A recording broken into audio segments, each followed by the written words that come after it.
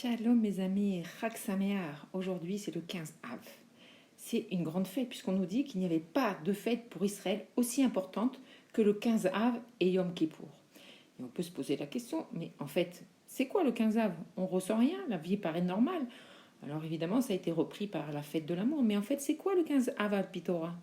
Effectivement, le 15 Av, nous ne disons pas Tachanoun.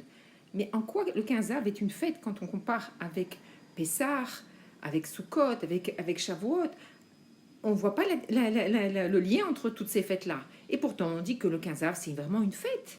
On sait qu'il y a différents événements qui se sont passés le 15 Av. Notamment qu'après que les Méraglim, les espions qui avaient médit sur la terre d'Israël, Akadosh Baruch Hu a lancé un décret que toutes ces générations devaient mourir dans le désert. Et donc on sait que tous les Tisha B'Av, ils creusaient leur tombe. Et le matin, eh bien, ceux qui se réveillaient devaient enterrer ceux qui étaient morts. Et la dernière année, la 40e année, ils se sont couchés dans leur tombe. Et le matin, tout le monde était vivant. Alors ils ont pensé que peut-être ils s'étaient trompés de jour. Et ils ont attendu. Et quand est arrivé le 15 Av, où la lune était entière, ils ont compris que le décret avait été annulé. Et donc il y a eu une grande joie. Ils ont compris que ça y est, ils allaient pouvoir entrer en Eretz d'Israël. C'est aussi le jour où, après la mort de Yoshua et de toute cette génération, l'interdiction de se marier entre deux tribus avait été annulée. C'est-à-dire que chacun pouvait se marier avec qui il voulait. On ne respectait plus les tribus. Ensuite, on sait que la tribu de Benjamin, elle a été de nouveau admise dans la communauté d'Israël. Il y avait aussi un grand événement, c'est que les filles de Yerushalayim sortaient en robe blanche. Elles s'échangeaient des robes pour ne pas humilier celles qui n'avaient pas les moyens d'acheter une belle robe. Et donc, on ne savait pas qui était, de quelle famille, etc. Chaque fille avait une robe blanche. Et elles sortaient dans les vignes et elles dansaient pour que les jeunes gens puissent choisir leur femme. Et elle disait, mensonge est la grâce et vanité est la beauté. L'épouse craignant Dieu, elle seule peut être louée. C'est-à-dire qu'on demandait à ce moment-là de rechercher la beauté intérieure. On sait aussi qu'il y a eu le roi Hoshea, le dernier roi de Samarie, qui a enlevé l'interdiction de monter en pèlerinage à Yerushalayim. Et aussi, à l'époque du deuxième temple, le 15 Av, on arrêtait de couper le bois pour les besoins de l'autel du sacrifice, parce qu'à partir du 15 Av, le bois devenait plus humide, et donc il y avait plus de chances qu'il y ait des vers dans le bois. Donc à partir du 15 Av, on arrêtait de couper le bois pour le Beth Amikdash.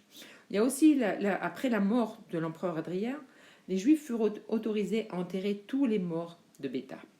Et à l'époque du Beth Amikdash, le 15 Av fut une grande fête, selon la dernière Mishnah du traité de Ta'anit. Depuis la destruction du temple, de nombreux jours fériés mentionnés dans la Megillah Ta'anit furent supprimés. Et donc, nous n'avons plus de joie que celle d'étudier la Torah. Puisque le 15 Av, on ne peut plus le fêter comme à l'époque du Beth Amikdash, alors la Torah nous dit que la seule manière de fêter le 15 Av, c'est d'augmenter dans la Torah. Puisqu'on sait qu'à partir du 15 Av, la force du soleil diminue, c'est-à-dire que les nuits sont plus longues et les jours plus courts. Donc, notre mitzvah, c'est d'illuminer la nuit. Comment? En justement étudiant la Torah. Le 15 Av, en fait, c'est la fête, c'est la porte du monde futur. Le 15 Av, il a en lui toute cette force du troisième Beth Amikdash, toute la force de la Géoula. Et comment le révéler? Justement par l'étude de la Torah. On a déjà vu comment le rabbi compare Tisha B'Av et le 10 Av avec le 9 Tishri et le 10 Tishri. Donc entre Tisha B'Av et Kippour. Et puisqu'on a expliqué que Tisha B'Av, comme c'était un moment de deuil, on ne pouvait pas voir sa grandeur puisque c'est aussi la naissance de Mashiach. Et que toute cette grandeur de Tisha B'Av, elle s'exprime le 15 Av. Et donc c'est pour ça qu'on compare le 15 Av à Yom Kippour. Le 15 Av, il représente la force de Mashiach, qui on a dit déjà que Mashiach c'est la Yechida, c'est-à-dire c'est le niveau le plus haut de la Neshama, l'endroit de connexion avec Akadosh Baruch Hu, et Mashiach il a cette force-là, il a ce degré-là, et que Kippour il représente aussi la Yechida, puisqu'on sait que c'était le Kohen Gadol qui opérait, c'était l'homme le plus saint de toute la génération, c'était dans l'endroit le plus saint du monde, puisque le Kodesh HaKodashim, et c'est le jour le plus saint de toute l'année. Et donc on voit la relation qu'il y a entre le 15 Av et Yom Kippour. Et pour comprendre un peu plus profondément, on doit comprendre que de la même manière que la Tisha B'Av, ça a été une descente, la plus grande descente qu'il y a jamais eu dans le peuple juif. Donc cette descente, elle va opérer une grande élévation, puisqu'on sait que chaque descente, comme le rabbi nous l'apprend, et c'est le début de la construction. Donc puisque cette descente elle est la plus grande, donc l'élévation qui va suivre elle est la plus grande. On pourrait comparer que pour jeter un ballon en l'air, eh bien on va d'abord le lancer très fort par terre pour qu'après il puisse s'élever le plus haut possible. C'est bien sûr une image. Et donc le 15 av, il a cette force-là, de cette grande élévation, de cette force incroyable. En fait, puisque le Tisha B'Av, c'est la destruction du Beth Amikdash, le 15 av, c'est la construction du troisième Beth Amikdash. Et comment arriver à vivre ce jour-là pleinement? Le Rabbi nous le dit dans la paracha Vaïtranan, que le monde, il est arrivé à la Shlemut, on est arrivé au numéro 10, et que pour s'élever encore au-dessus, il faut arriver au numéro 11. 11, il symbolise le Ein Sof. Et comment dévoiler le Ein Sof en nous? En brisant nos limites.